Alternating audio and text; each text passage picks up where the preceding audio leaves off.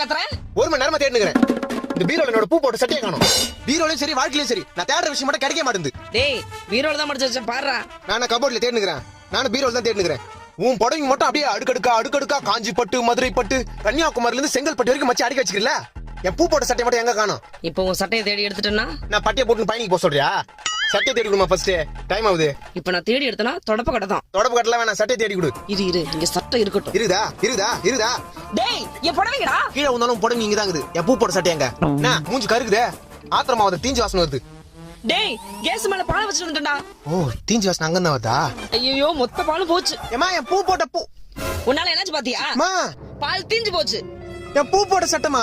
டேய் இங்க பால் தீஞ்சு போச்சுன்ற பூ போட்ட சட்டையா? இந்த கருத்து நீ ஏன் பாத்துட்டு இருக்கற? என் பூ போட்ட சட்டையே இதாம்மா. பூ போட்ட சட்டை இதுதானா?